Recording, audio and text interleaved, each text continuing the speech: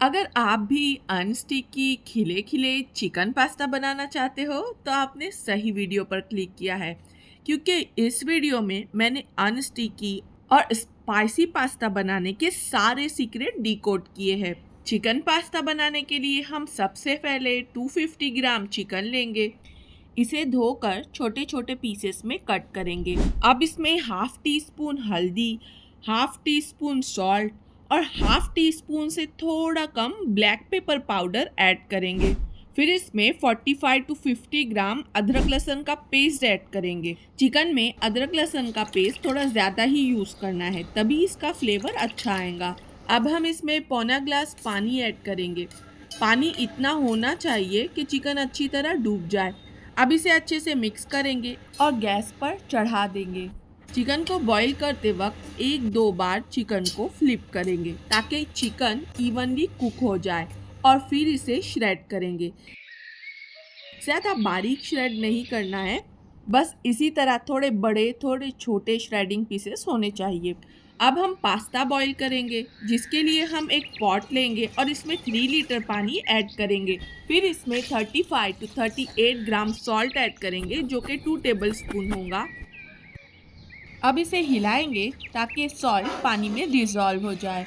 यहाँ पर इस बात का ध्यान रखना है कि हमें पास्ता ठंडे पानी में बिल्कुल ऐड नहीं करना है। पानी को पहले बॉईल होने देंगे और फिर उबलते हुए पानी में पास्ता डालेंगे। दूसरी इम्पोर्टेंट बात यह है कि पानी की क्वांटिटी कम नहीं होनी चाहिए।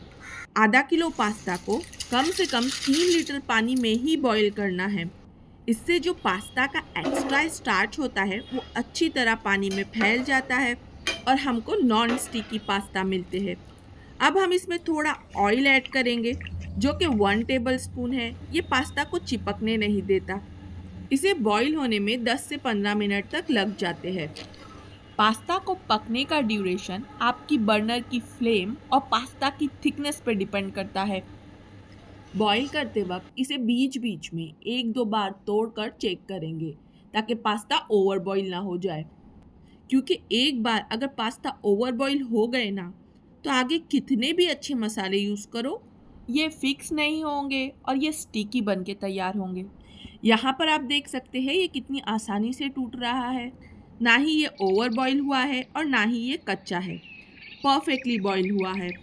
इस पॉइंट पर हम इसका सारा पानी छलनी में ड्रेन करेंगे और इसे तकरीबन 1 से 2 मिनट के लिए ठंडे पानी से वॉश करेंगे। ठंडे पानी से धोने से इसका कुकिंग प्रोसेस रुक जाता है और जो थोड़ा बहुत स्टार्च पास्ता की सरफेस पर होता है वो भी बह जाता है। अगर आप इसे फ़ौरन बना रहे हो तो ठीक है, लेकिन अगर आप इसे घंटे 2 घंटे बाद बनाने का प्लान कर रहे हो तो इस पर थोड़ा सा ऑयल लगाकर अच्छे से मसाज कर कर साइड में रख दें। ये बिल्कुल भी नहीं चिपकेंगे, ये मेरी गारंटी। चलो अब फटाफट से वेजीज कट कर लेते हैं। यहाँ पर मैंने एक ऑनियन ली है, इसे हम लेंथ वाइज कट करेंगे और फिर इसके लेयर्स को सेपरेट करेंगे।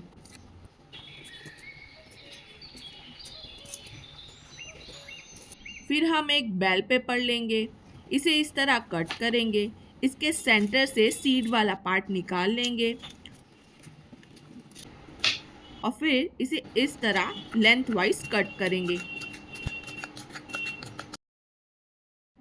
इसी तरह येलो बेल पेपर और ग्रीन बेल पेपर को भी कट कर लेंगे। इससे पास्ता में प्रिटी कलर्स ऐड हो जाते हैं जो बच्चों को बड़े अट्रैक्टिव लगते हैं। वैसे भी फूड ज़बान से बाद में और आंखों से पहले खाया जाता है। यहाँ पर हमारे सारे वेजीज कट करके तैयार है। आप अपनी पसंद की कोई भी वेजी इसमें ऐड कर सकते हैं। यहाँ पर थोड़ी सी स्प्रिंग ऑनियन मैंने चॉप करके ली है और ये थोड़े से सॉसेस लिए हैं।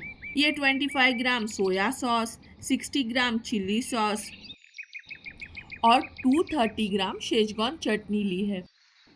ये 20 ग्राम लहसुन मैंने क्रश करके लिया है।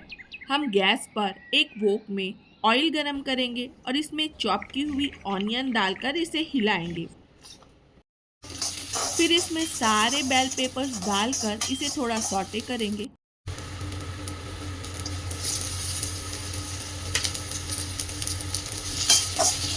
इसे ज़्यादा नहीं फ्राई करना है वरना इनका क्रंच खत्म हो जाएगा और ये सॉगी हो जाएंगे।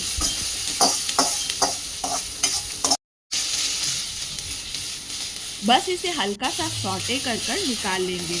अब इस वोक में हम थोड़ा सा तेल ऐड करेंगे और हमारे क्रश किए हुए लहसुन डाल देंगे। फिर इसमें सोया सॉस, चिली सॉस और शेजवान चटनी डालकर इसे मिक्स करेंगे।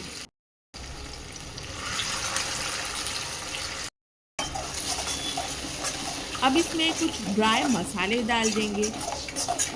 ये 1 टीस्पून चिकन पाउडर है और ये 1 टीस्पून पास्ता सीजनिंग है। अब इसमें half teaspoon black pepper powder और half teaspoon salt add करके इसे अच्छे से मिक्स करेंगे।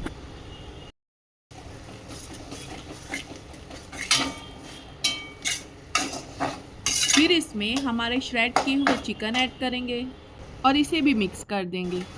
अब इसमें हमारे फ्राई किए हुए वेजीज डाल देंगे और बॉईल किए हुए पास्ता ऐड करके इसे अच्छे से मिक्स करेंगे।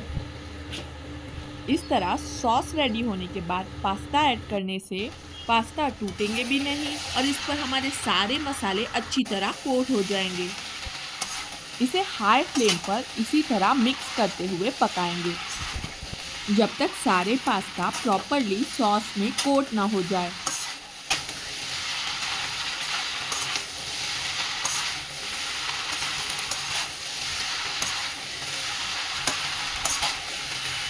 अब एंडिंग में इसमें 30 ग्राम टोमेटो सॉस ऐड करेंगे।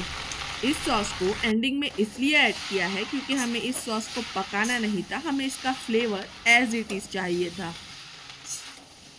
अब इस पर थोड़ी सी चॉप की हुई धनिया और थोड़े से स्प्रिंग ऑनियन डाल देंगे।